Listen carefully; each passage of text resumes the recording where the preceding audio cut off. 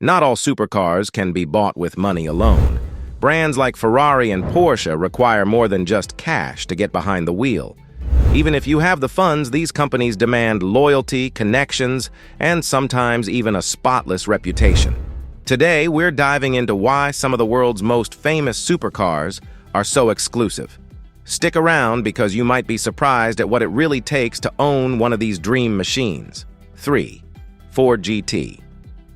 Starting off our countdown at number 3 is the Ford GT, an American supercar that's not just about power, but about exclusivity. The Ford GT isn't available to just anyone, no matter how much cash you've got. Ford created a rigorous application process for potential buyers, ensuring that only the most dedicated enthusiasts could get their hands on this legendary vehicle. The Ford GT was introduced as a limited production model, paying homage to the GT40, the car that dominated Le Mans in the 1960s. But Ford didn't want just anyone to own this piece of history. They wanted owners who truly appreciated the brand's legacy. To ensure this, Ford required potential buyers to apply for an allocation, a process that was more like applying for a prestigious club membership than buying a car. To even be considered, applicants had to submit a video explaining their relationship with the Ford brand. Ford wanted to see passion, commitment, and a genuine love for their cars. But that wasn't all. They also wanted to know about your social media presence. If you were an influencer with a significant following, your chances of being approved increased. Ford wanted their GT to be seen and admired by the masses, and social media influencers were the perfect ambassadors. But even if you checked all the boxes, perfect video, solid social media following, there was no guarantee you'd get the car. When Ford opened the application process for the 2017 GT, they received over 6,500 applications in the first month alone, but only planned to build 1,000 cars. Later, they extended production to 1,354 units, but the odds were still steep. If you were one of the lucky few to get approved, you had to sign a contract with Ford. This contract came with strict conditions, like a clause preventing you from selling the car for at least 2 years.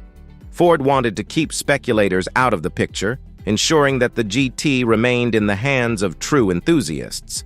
They even reserved the right to require owners to participate in promotional events, keeping the GT in the public eye. Special editions of the GT, like the Liquid Carbon Edition, pushed the price even higher, up to $750,000. Imagine expecting to pay $500,000 and then getting hit with an additional $250,000 bill. Despite the cost, these special editions sold out quickly. But breaking Ford's rules could have serious consequences. Just ask John Cena, who sold his GT shortly after purchase and found himself in a legal battle with Ford. The message was clear. Owning a Ford GT is about more than just money. It's about respecting the brand's legacy and playing by their rules.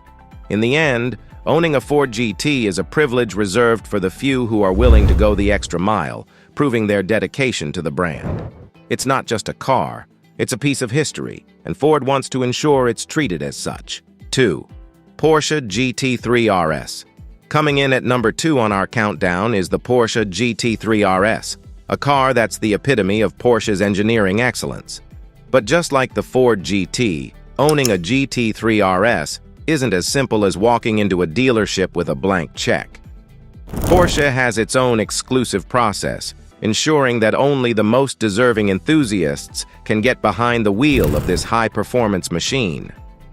Porsche is known for its meticulous approach to car manufacturing, and this extends to how they sell their cars. For the GT3 RS, Porsche has a VIP program that's designed to keep the car exclusive. This program isn't open to just anyone. You need to have a history with the brand, and preferably, you need to have owned one of Porsche's other exclusive models, like the 918 Spyder or Carrera GT. Being on the VIP list gives you priority when it comes to buying a GT3 RS, but even then, there's no guarantee you'll get the exact car you want. Porsche allocates a limited number of these cars to each dealership, and those allocations are often spoken for long before the car is even available. If you have a good relationship with a dealer and have bought several Porsches in the past, you might be able to move up the list. But even then, it's a waiting game. For those who aren't on the VIP list, getting a GT3 RS is even more challenging. You might get put on a waiting list, but your chances of getting the car are slim. Dealers prioritize loyal customers, so new buyers often find themselves at the bottom of the list. And even if you do get on the list, you might not get the exact specifications you want. You could end up with a car that's available rather than the one you dreamed of. Porsche's selectiveness doesn't just end with the standard GT3 RS. The brand often releases special editions of their cars with unique features and higher price tags. These special editions are typically reserved for the most loyal customers, those who have demonstrated a long-standing commitment to the brand. If you're not on the VIP list, your chances of getting one of these special editions are virtually non-existent. And then there are the dealer markups. Even if you manage to secure a GT3 RS, you're likely to face a significant markup over the sticker price. Dealers know the car's true value in the market, and they're not afraid to charge a premium. Some buyers are willing to pay these markups to get the car they want, but it's yet another hurdle in the process of ownership. Porsche's approach to selling the GT3 RS is all about maintaining the brand's exclusivity. By limiting access to these cars, Porsche ensures that only the most dedicated and loyal customers get to own them. It's not just about money, it's about commitment, loyalty, and a deep connection to the brand. If you have those, along with the cash, you might just get lucky enough to own one of these remarkable machines. 1. Ferrari. And finally, at number 1 on our countdown, we have Ferrari, the ultimate gatekeeper when it comes to exclusivity. And they're incredibly selective about who gets to buy into it. Having money, power, or fame isn't enough. To buy a new Ferrari, you need to prove you're worthy. Ferrari's reputation for exclusivity starts with their strict policies on who can buy their cars. To even be considered for a new Ferrari, you need to have a history with the brand. This usually means owning at least 4 Ferraris already, and those cars need to be in pristine, unmodified condition. Ferrari believes their cars are perfect as they come from the factory, and any modifications are seen as a mark against the brand's integrity. If you've modified your Ferraris, you might find yourself blacklisted, unable to buy another new car from the brand. But owning multiple Ferraris is just the beginning. Ferrari also has strict rules about how you can sell the car once you've bought it.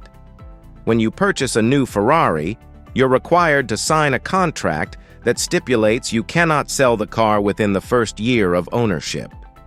This is to prevent speculators from flipping the car for a quick profit, which would devalue the exclusivity of the brand.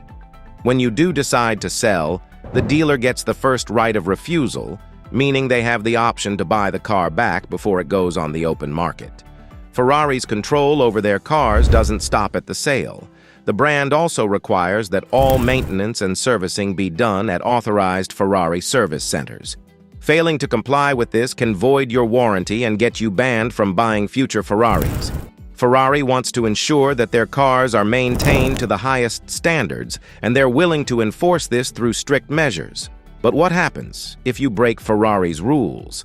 You might find yourself on the Ferrari blacklist, a dreaded list of people who are forbidden from buying new Ferraris.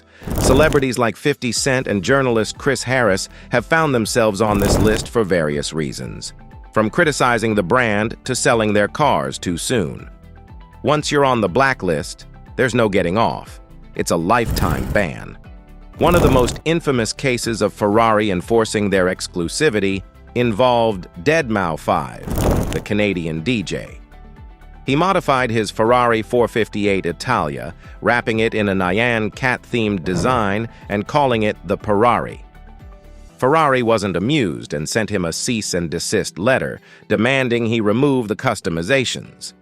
deadmau5 eventually complied, but the incident highlighted just how protective Ferrari is of their brand image. So, why does Ferrari go to such lengths to control who buys their cars? It's all about preserving the brand's exclusivity. Ferrari wants their cars to be owned by people who appreciate the heritage, who understand the legacy, and who won't diminish the brand's value by treating their car as just another status symbol. If you're that person and you have the cash, you might just get the chance to own one of these incredible machines. But if you're not, no amount of money will get you through Ferrari's gates. So, there you have it. Owning a supercar isn't just about having money, it's about status, connections, and playing by the rules of some of the world's most exclusive brands. If you enjoyed this video, hit the like button, subscribe for more automotive content, and don't forget to check out our other videos.